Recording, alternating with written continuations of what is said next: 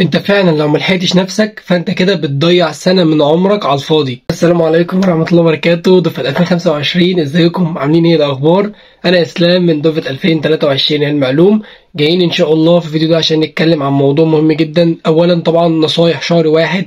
المفروض لو انا واحد بذاكر وعامل اللي عليا ودنيتي ماشية تمام، المفروض شهر واحد ده اعمل فيه ايه وازاي استغله كويس، لان انا خلاص كمان شهر داخل على رمضان. ايه الدنيا اظبطها ازاي؟ كل ده بقول ان انا هكلمكم فيه. الناس اللي لسه مراكمه، الناس اللي لسه عندها مشاكل مش عارفه تحل دنيتها، بقول الله هتكلم في اغلبيه المشاكل اللي بتواجهكم واللي انتوا اشتكيتوا منها في الفيديو اللي فات وفي جروب التليجرام. وانت لو لسه مش في جروب التليجرام بتاعنا هتلاقيني سايبه بتاعتي في الوصف. جروب طبعا مهم جدا، بننزل فيه حاجات كتيره جدا مهمه.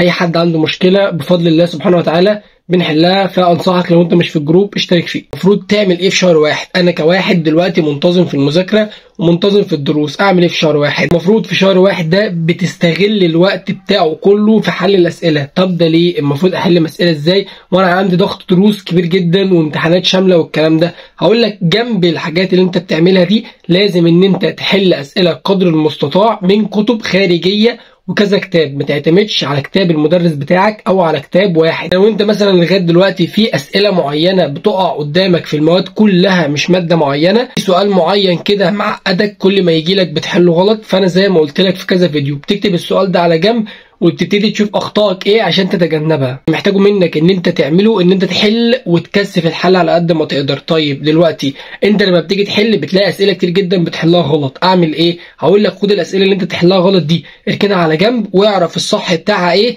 ومع الوقت تتعود. طيب ده ليه بقول لك كده؟ لان انت في نهايه شهر واحد هيبتدي عندك شهر 2 وشهر 3 خلاص المدرسين بيخلصوا المنهج ويبتدوا مراجعتهم، فانت لو مش عندك حصيله كامله بحل الاسئله وافكار المسائل كلها بتاعت كل الابواب وكل المواد هتلاقي الدنيا معاك متاخره شويه. فاسمع النصيحه دي واعمل بيها. لغايه دلوقتي لسه مراكمه مواد ولسه عندها مشاكل مش عارفه تحلها، لسه ما نظمتش وقتها، لسه عندها مشكله النوم، يعني اللي محتاج اقوله منك انا مش بعاتبك ومش بلومك، بس انت مستني ايه اكتر من كده؟ يعني انت ايه الحاجه اللي هتجيلك بقى هتقول لك ابتدي ذاكر يلا؟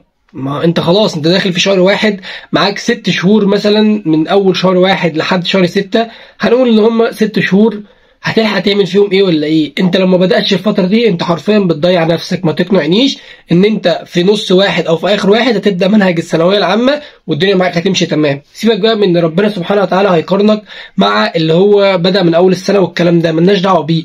هنتكلم كعقلانيا هتلحق ازاي تلم كل ده في نص واحد مثلا؟ فانت معاك وقت لسه، انت لسه معاك من اول شهر واحد. انت لو عندك تراكمات في ماده 2 3 تقدر تخلصهم عادي. ايه المشكله اللي واقفه قدامك؟ ولو انت عندك مشكله لغايه دلوقتي ليه لسه ما حلتهاش وليه ما عرضتهاش عليا او على اي حد عامه من الناس اللي بتنزل فيديوهات؟ انا المشكله بتاعتي دي مش عارف احلها. اغلبيه المشاكل اللي بتواجهكم بفضل الله سبحانه وتعالى بجتهد قدر المستطاع انا والناس اللي حواليا في السوشيال ميديا كلها وبنحلها مع بعضينا. مش عارف تنام، مش عارف تذاكر، مش عارف تنظم وقتك، كل ده انا اتكلمت فيه في فيديو وشرحت لك كل حاجه تحلها. انت لو مش عارف تبدا لغايه دلوقتي فيوسفني اقول لك ان المشكله من عندك انت اللي مش عارف تساعد نفسك ومش عايز تساعد نفسك، مش عايز توصل لحلمك ومش عايز توصل لهدفك. بقول لك ان انت وحش ومش بقول لك ان انت شخص مش سوي نفسيا، لا انا ماليش دعوه بالقصه دي خالص. انت مش بتساعد نفسك، انت مش عايز توصل لحلمك ومش عايز توصل لهدفك. انت في الفتره اللي احنا فيها دي ما دوستش على نفسك وخدت كل يوم 3 محاضرات وجيت على نفسك بزياده، يوسفني اقول لك ان انت مش هتقدر تعمل حاجه لان خلاص الوقت بيعدي. الفترة اللي احنا فيها دي لو بدأت وشديت نفسك وخدت كل يوم 3 محاضرات من مواد مختلفة الدنيا ممكن تنجز معاك وممكن كمان تخلص المنهج على شهر 4 وشهر 5 وتبتدي ان انت تراجع.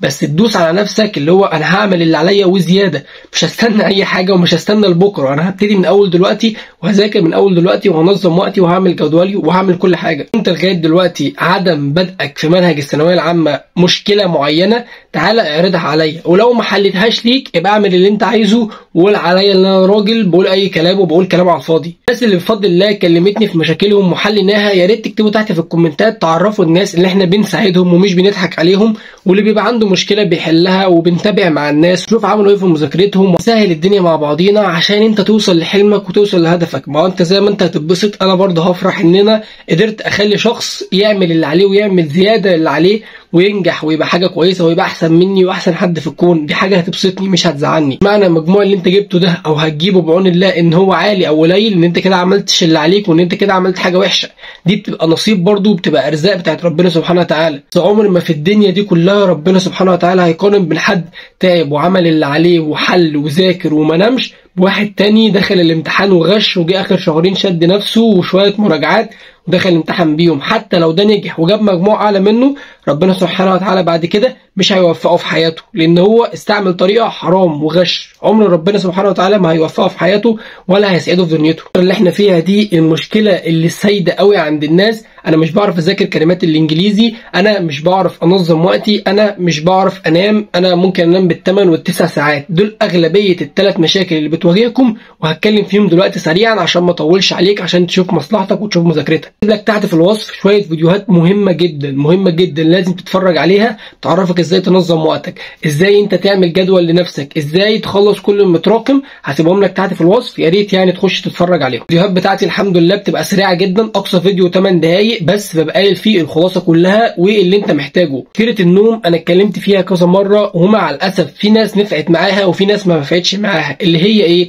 لو انت حاسس ان انت بتنام كتير قوي ومش قادر تقوم، انا قلت لك نام على الارض، نام نومه مش مريحاك عشان جسمك يتعود. ناس كتير قالت لي برضو نمت على الارض ومش حاسس ان انا حصل لي تغيير وبرضو بنام. هقول لك الحل اللي بعده، ان لازم حد يساعدك في البيت ولازم حد يكون معاك يجي يصحيك ويشدك من على السرير، قوم ذاكر، قوم اغسل وشك بميه ساقعه في التلج ده عشان تفوق وتقعد تذاكر، ملهاش حل تاني. فكره تنظيم الوقت، انتوا في الفتره دي مش هتحسوا بالمشكله دي قوي قد رمضان. في شهر رمضان ممكن الدنيا تلعبك معاك جدا، بس بعون الله هنزل لك فيديو وهحل لك المشكله دي. انت مش عارف تعمل جدول لنفسك ومش عارف تنظم وقتك، تواصل معايا تليجرام وهفيدك بعون الله. بس كده ده كان الفيديو بتاعنا بتاع النهارده. لو حد عايز اي حاجه كلمني في الكومنتات، وبعون الله هنحل المشاكل مع بعضينا. ربنا رب يوفقكم وتحاولوا نفسكم فيه. السلام عليكم.